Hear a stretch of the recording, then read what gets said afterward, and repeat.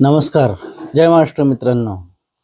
गेल्या 2-3 दिवसांपासून आपण पोलिंग बूथ आणि त्या दिवशी किंवा पूर्ण मतदान केंद्राच्या प्रक्रियेमध्ये त्या दिवसभरामध्ये काय काम करायचं काय नाही याच्या संदर्भामध्ये आपण चर्चा केली. कालही आपण आपल्या बूथ मॅनेजमेंटच्या संदर्भामध्ये जे लोक हजर होते त्यांच्याबरोबर चर्चा केलेली आहे. परंतु मला असं वाटतं की अनेक पोलिंग एजंट्स किंवा शाखा प्रमुख किंवा बूथ प्रमुख काल हजर नव्हते. मध्यंतरीच्या काळामध्ये आपण जे ट्रेनिंग प्रोग्राम घेतले त्या मिटिंगांना सुद्धा अनेक जण गैरहजर होते. म्हणून हा छोटासा व्हिडिओ मी तुमच्यासाठी करतोय. कृपया हा आपल्या शिवसेनेच्या प्रत्येक पोलिंग बूथ पर्यंत हा पोहोचवा. पोलिंग एजंट्सला याची माहिती द्या. शिवसेना शाखा प्रमुख बूथ प्रमुख असतील यांनी महाविकास आघाडीचे राष्ट्रवादी काँग्रेस आणि आम आदमी पक्षाचे जे काही सहयोगी कार्यकर्ते पदाधिकारी असतील यांना सुद्धा या मतदान प्रक्रियेमध्ये चर्चा करण्यासाठी समन्वय घडवून आणण्यासाठी सहभागी करून घ्या. त्यांच्या मतांचा आदर करा. मित्रांनो, 5 उद्या मतदान सुरुवात होणार आहे. तर जे पोलिंग एजंट्स आपण नेमलेले आहेत त्यांनी शाखा प्रमुखांनी आणि बूथ प्रमुखांनी सकाळी 5:30 वाजता मतदान केंद्रावर जायचं आहे. 5:30 वाजता तुम्ही मतदान केंद्रावर गेल्यानंतर तुम्हाला तिथं तुमच्या बॅगमध्ये मतदार यादीसोबत जो एक फॉर्म दिलेला आहे पोलिंग एजंटचा तो फॉर्म भरून द्यायचा आहे. एक फॉर्म दिलेला आहे त्याच्यावर 2 जणांना एकाला सबस्टिट्यूट म्हणून द्यायचं आहे आणि एकावर तुमचं नाव द्यायचं आहे. म्हणजे एक पोलिंग एजंट असेल प्रॉपर आणि दुसरा त्याला सबस्टिट्यूट असेल.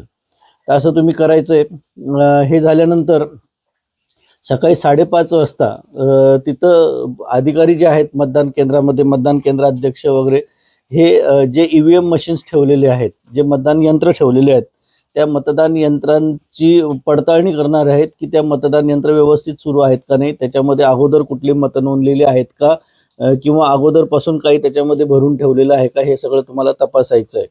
आणि मग हे करण्यासाठी ते सगळे मतदान यंत्र बाहेर काढतील. त्यावेळेला तुमच्या बॅगमध्ये आम्ही एक कागद दिलेला आहे ज्याच्यावर वरती सिरियल नंबर दिलेले आहेत. ते सिरियल नंबर तुम्ही तिथं जे तुमच्या बूथवर मतदान केंद्र असणार आहे त्या मतदान केंद्रावरच्या त्या यंत्राचा सिरियल नंबर आणि तुम्हाला दिलेला सिरियल नंबर हा पडताळून पाहायचा आहे. जर हे सिरियल नंबर मॅच होत नसतील, सारखे नसतील, तर ते मतदान यंत्र बदललं गेलेलं आहे आणि म्हणून तिथलं मतदान तुम्ही थांबवायचं आहे. त्यांना सांगायचं आहे की आम्हाला जिल्हाधिकाऱ्यांनी जे सिरियल नंबर दिलेले होते ह्या बूथसाठीच्या यंत्रांचे त्या सिरियल नंबरचे यंत्र इथं नाही आहेत, त्यामुळे तुम्ही मतदान घेऊ शकत नाही. याबाबत तुम्ही आम्हाला लगेचच कॉन्टॅक्ट करायचा आहे. तुम्ही आम्हाला कॉन्टॅक्ट केल्यानंतर पोलिंग एजंट्सला आमचा नंबर देऊन ठेवा. वैशुदाईंचा नंबर ठेवून ठेवा, माझा नंबर देऊन ठेवा, तालुका प्रमुखांचा नंबर देऊन ठेवा. तर हे नंबर द्या. हे नंबर दिल्यानंतर ज्यावेळेला तुम्ही अशा हरकत घ्याल त्यावेळेला निश्चितच निवडणूक अधिकाऱ्याला ते यंत्र बदलावं लागणार आहे. परंतु आपण दिलेल्या सिरियल नंबर प्रमाणे जर तिथं यंत्र बरोबर असतील तर मग पुढची प्रक्रिया सुरू होईल. त्यावेळेला मतदान अधिकारी त्या संपूर्ण यंत्राच्या जे काय आहेत कंट्रोल युनिट असेल, बॅलेट पेपर युनिट असेल, ह्या व्हीव्हीपॅट असेल, तर यांच्यामधले संपूर्ण डाटा त्याच्यातल्या व्हीव्हीपॅटच्या डब्यातल्या सगळ्या चिठ्ठ्या वगैरे सगळं खाली करून तुम्हाला दाखवेल. कंट्रोल युनिटच्या खालून क्लिअरचं बटन दाबेल आणि त्याच्यातनं संपूर्ण डाटा त्याच्यातनं काढला जाईल. ते त्याच्यात कुठल्याच प्रकारची माहिती असणार नाही याची पडताळणी तो करून घेईल. ते तुमच्या समोर करणार आहे. तुम्ही ते सगळं ऑब्झर्व करायचे. ते झाल्यानंतर तिथं तुम्हाला 50 मतं देता येतील. जे काही प्रतिनिधी उपस्थित आहेत ते सगळे प्रतिनिधी मिळून 50 मतं तुम्हाला तिथं द्यायचे टोटल. रॅन्डमली तुम्ही ते द्यायचे. ते देत असताना तुम्ही सोबत एक कागद आणि पेन घेऊन जायचा. कागद आणि पेन घेऊन गेल्यानंतर त्या मतदान यंत्रावर जिथून मतदानासाठी आपण बटन दाबतो निळ्या रंगाचं आणि लाल दिवा लागतो त्या ठिकाणी 50 मतं देत असताना तुम्ही लिहून घ्यायचं. 1 नंबरला किती वेळा बटन दाबलं, 2 वेळेला किती वेळा बटन दाबलं, 3 वेळेला किती वेळा बटन दाबलं, असं खाली नोटाचं एक चिन्ह असतं, नोटाचा एक ऑप्शन असतो. असं सगळे बटन रॅन्डमली दाबून तुम्ही चेक करायचं. ते केल्यानंतर आपण ही नोंद घेऊन ठेवलेली आपल्याजवळ की एका नंबरला किती वेळा बटन दाबलं गेलेलं आहे वगैरे वगैरे. आणि मग त्याच्यानंतर व्हीव्हीपॅटमध्ये त्याप्रमाणे चिठ्ठ्या पडलेल्या असतात. ते हे बटन दाबताना आपण पडताळून पाहायचं की जे बटन दाबलेलं आहे त्याची चिठ्ठी बरोबर तिथं काचेच्या चौकटीत व्हीव्हीपॅटच्या दिसते का. आणि असं 50 वेळा झाल्यानंतर तुम्ही त्या व्हीव्हीपॅटमधल्या चिठ्ठ्या मोजल्या जातील. तुम्ही चेक केल्याप्रमाणे, तुम्ही लिहिल्याप्रमाणे, नोंदल्याप्रमाणे 1 नंबरला समजा 30 मतदान पडलं असेल, 2 नंबरला समजा 8 मतदान पडलं असेल, 3 नंबरला समजा 6 मतदान पडलं असेल, 4 नंबरला समजा 2 मतदान पडलं असेल, तर हे जे काही गणित आहे त्याप्रमाणे तुम्ही नोंदलेले त्याप्रमाणे त्या चिठ्ठ्या तेवढ्या मतांच्या निघतायत का असं पडताळून पाहायचं. ते बरोबर आल्यानंतर कंट्रोल युनिटमधून मतमोजणी केली जाईल. ती मतमोजणी करताना सुद्धा तुम्हाला बघायचं आहे की तुम्ही नोंदल्याप्रमाणे मतमोजणी तिथं 1, 2, 3, 4 उमेदवारांच्या नावापुढं नोंदल्याप्रमाणे आहे का नाही आहे. जर ती सगळी बरोबर असेल तर त्याचा अर्थ असा आहे की आता ते मतदान यंत्र मतदानासाठी योग्य आहे, व्यवस्थित आहे, त्याच्यामध्ये कुठल्याही प्रकारची छेडछाड करण्यात आलेली नाही आहे. त्यावेळेला ते मतदान केंद्रामध्ये 7 वाजता मतदानासाठी लावलं जाईल, त्याचं सेटअप लावला जाईल सगळं. हे सगळं झाल्यानंतर त्याच्यावर एक गुलाबी चिठ्ठी असते, गुलाबी स्लिप त्या कंट्रोल युनिटमध्ये टाकून तिला सील केलं जाईल. ती फाटलेली नाही, तिला ब्रोक केलेलं नाही, याच्याकडे तुम्हाला लक्ष द्यायचं आहे. कारण मतमोजणीच्या दिवशी ती गुलाबी पट्टी सील केल्यानंतरच आतलं बटन चालू करता येणार आहे, हे लक्षात घ्या. तर हे सगळं पडताळून पाहायचं. त्याच्यानंतर 7 वाजता बरोबर मतदान प्रतिनिधीने तिथं घरी जायचंय, मतदान यंत्रामध्ये केंद्रात प्रवेश करायचा आहे. मतदान केंद्रात तुम्ही प्रवेश केल्यानंतर तुम्ही अगोदर परत एकदा तपासून घ्यायचंय की तेच यंत्र मतदान यंत्र तिथं सेटअप मला लावलेलं आहे, त्याच सिरियल नंबरचं लावलेलं आहे का बदललेलं आहे. त्या सिरियल नंबरचं जर असेल तर मग तुम्ही मतदान प्रक्रिया पुढे चालू ठेवायला त्यांना सांगायचंय. असं केल्यानंतर मतदान प्रतिनिधीला आपण अजून 2 फॉर्म दिलेले आहेत. एका याच्यावर 1 ते 800 पर्यंत नंबर लिहिलेले आहेत. जसं जसं मतदान होत जाईल आणि ते नंबर पुकारत जाईल तसं तुम्हाला ज्या याद्या दिलेल्या आहेत, आपण 3 याद्या तुम्हाला दिलेल्या आहेत, त्यापैकी 1 यादी तुमच्याजवळ ठेवायची, 2 याद्या बाहेर ठेवायच्या आहेत बूथवर. म्हणजे लोकांना नंबर काढून देण्यासाठी उपयोगी पडेल, आपल्याला माहिती पडेल की कोणाचं मतदान झालंय कोणाचं राहिलं याच्यासाठी. आणि मग हे करत असताना आतमध्ये मतदान केंद्रामध्ये तुम्ही टिकमार्क करत जायचं. जसे जसे मतदाराचे नावं आणि नंबर पुकारला जाईल त्याच्यापुढे तुम्ही टिकमार्क करायचं आहे. शेजारी दिलेल्या कागदावर 1, 2, 3च्या याच्यावर टिकमार्क करत किती मतदान झाले हे तुम्हाला लक्षात येत राहील त्याच्यामध्ये. मित्रांनो, हे करत असताना काही कोरे कागद तुम्ही सोबत घेऊन जायचे. ते कोरे कागदांच्या अशा छोट्या छोट्या चिटोऱ्या करायच्यात, म्हणजे छोट्या छोट्या पट्ट्या करायच्यात आणि त्या आपल्याजवळ ठेवायच्या आहेत मतदान पुलिंग एजंट्सने. जसं तुमचं 1:30-2 वाजेपर्यंत मतदान होईल, 2 वाजेनंतर ते 6 वाजेपर्यंत मतदानाचा कालावधी असतो राहिलेला, शिल्लक राहिलेला आहे. या दरम्यान काय करायचं तुम्ही, तर तुमच्या मतदार यादीमधून आपले शिवसेनेचे जे काही हक्काचे मतदान आहेत त्यांचे नंबर लिहायचे आणि हे नंबर्स भाग क्रमांक, यादी क्रमांक किती आहे आणि त्याच्यावर कुठल्या नंबरचं मतदान राहिलेलं आहे ते नंबर लिहायचे आहेत. आणि हे मतदान तुम्ही ही माहिती तुम्ही बाहेर आपल्या कार्यकर्त्यांकडं, आपल्या पदाधिकाऱ्यांकडं किंवा आपल्या जे काम करतायत त्यांच्यापर्यंत तुम्ही पोहोचवायची. बाहेर जे बूथ प्रमुख असतील, शाखा प्रमुख असतील, कार्यकर्ते असतील, त्यांनी त्या चिठ्ठीप्रमाणे पटकन त्यांची नावं शोधायची आहेत, त्यांची त्याप्रमाणे त्यांचे नंबर काढायचे, नावं शोधायची, त्यांना मतदानासाठी विनंती करून त्यांचं मतदान करून घ्यायचं आहे. लक्षात घ्या, जोपर्यंत तुम्ही 100% आपल्या हक्काचे मतदान काढून त्यांचं मतदान करून घेणार नाही तोपर्यंत तुम्हाला यश येणार नाही. म्हणून तुम्हाला 100% हे मतदान करून घ्यायचं. हे झालं, करून घ्यायचं म्हणजे त्यांना मतदानासाठी पाठवायचं. हे झालं, त्याच्यानंतर 6 वाजता आपली मतदानाची प्रक्रिया संपणार आहे. या दरम्यान 2 गोष्टी होऊ शकतात. एक तर कोणीतरी दुसऱ्याच्याच नावावर मतदान करायला येईल. ज्या वेळेला तुम्हाला शंका येईल की ह्या नावाची व्यक्ती ही प्रत्यक्ष वेगळी आहे आणि मतदान करायला आलेला व्यक्ती वेगळा आहे, तर त्यावेळेला मतदान त्याचं थांबवायचं आहे, त्याच्यावर आक्षेप घ्यायचा आहे आणि त्याचं हा बोगस आहे म्हणून सांगायचं आहे. हा बोगस आहे का नाही हे सिद्ध करायसाठी त्या गावचा कोतवाल, पोलीस पाटील, ग्रामसेवक आणि तलाठी हे तुम्हाला त्याच्यात मदत करणार आहेत.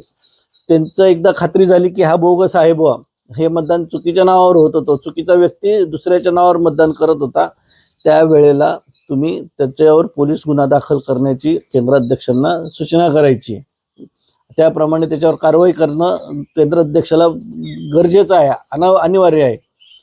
तसंच दुसरी गोष्ट होऊ शकते की बुवा कोणीतरी एखादी जण मतदान करायला येईल आणि मग केंद्रप्रमुख म्हणेल की तुमचं तर सकाळीच मतदान होऊन गेलं, तुम्ही आता परत कसं काय आलात.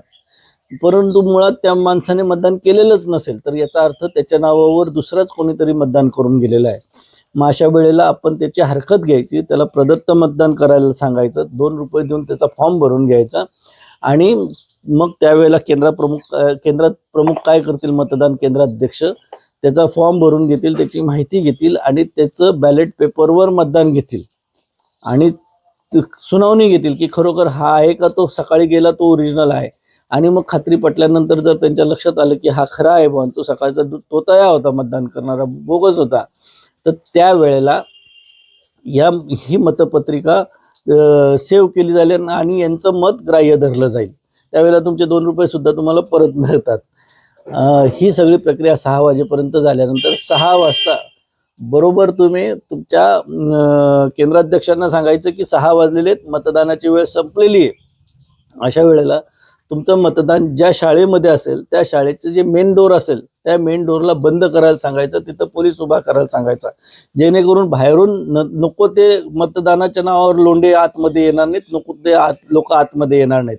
आणि मग आतमध्ये जे लोक आहेत त्यांना मतदान केंद्राध्यक्ष एका लाईनीमध्ये उभा करेल, त्यांना टोकन देईल, पहिल्या नंबरवाल्याला शेवटचा नंबर देईल, एकूण माणसं मोजले जातील. समजा एकूण माणसं 50 भरले तर दाराजवळच्या माणसाला 50 नंबर दिला जाईल, त्याच्या मागच्याला 49, 48, 47 असं करत करत शेवटच्या माणसाला 1 नंबरचं कुपन दिलं जाईल आणि मग ते मतदान त्या पद्धतीने पार पडेल. 50 पासून सुरुवात होईल आणि जेव्हा 1 नंबरचं मतदान होईल त्यावेळेला मतदान प्रक्रिया संपलेली असेल, त्यावेळेला मतदान प्रक्रिया बंद केली जाईल. ही बंद केल्यानंतर तुम्ही पुन्हा एकदा सगळे मशीन ते लोक तपासतील, अधिकारी तपासतील, तुम्ही त्याच्यावर बारीक लक्ष द्यायचे.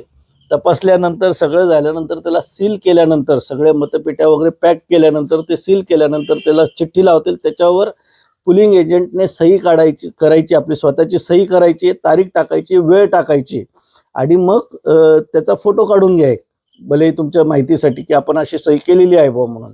आणि मग त्या मतपेट्या संबंधित केंद्राप्रमाणे स्ट्रॉंग रूमकडे ठेवण्यासाठी नेतील, स्ट्रॉंग रूममध्ये ठेवण्यासाठी नेतील, ST मध्ये ठेवतील. त्यावेळेला आपल्या त्या गावातल्या 2 कार्यकर्त्यांनी मोटरसायकलवर किंवा इतर वाहनांवर, त्यांना शक्य असेल त्या वाहनांवर मध्ये कुठेही न थांबता स्ट्रॉंग रूमपर्यंत ती ST जाईल आणि ते मतपेट्या त्या स्ट्रॉंग रूममध्ये ठेवतील, तोपर्यंत त्या STचा पाठलाग मागून करायचा आहे. त्यांना कुठल्याही प्रकारचं डिस्टर्ब तुम्ही करायचं नाही आहे. ते जर कुठं दुसऱ्या रस्त्याला जात असतील, जिथं स्ट्रॉंग रूम सांगितलेलं आहे तिथं जर जात नसतील, मध्येच कुठं जास्त वेळ थांबत असतील तर तुम्ही लगेचच व्हिडिओ करा, लाईव्ह व्हिडिओ तो सगळीकडे पाठवा, आम्हालाही तो पाठवा, आपण तो निवडणूक आयोगालाही पाठवू, जिल्हाधिकाऱ्यांनाही पाठवू की हे लोक कशासाठी थांबले होते.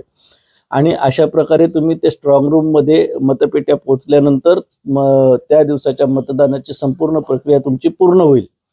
आता हे सगळं होत असताना जेव्हा मतदान संपूर्ण संपेल आणि पेट्या पॅक होतील त्यावेळेला मतदानाचा जो केंद्राध्यक्ष आहे, त्या तुमच्या बूथचा जो केंद्र प्रमुख आहे, केंद्राध्यक्ष आहे, तो तुम्हाला झालेल्या मतदानाचा आकडेवारी सांगणारा एक फॉर्म देईल.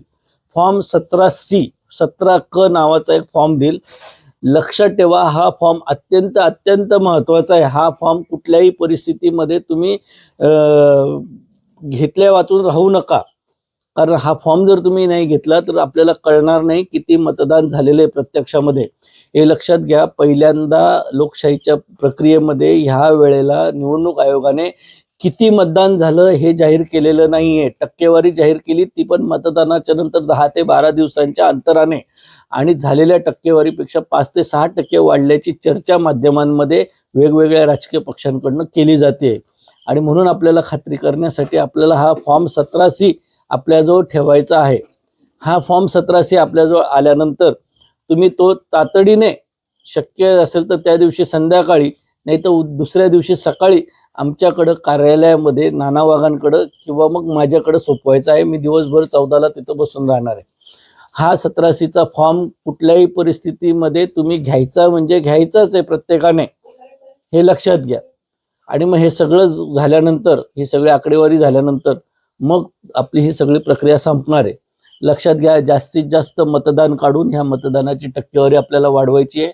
मतदार मतदानासाठी नेत असताना, पाठवत असताना किंवा काढत असताना, विनंती करत असताना कोणालाही बळाचा वापर करू नका.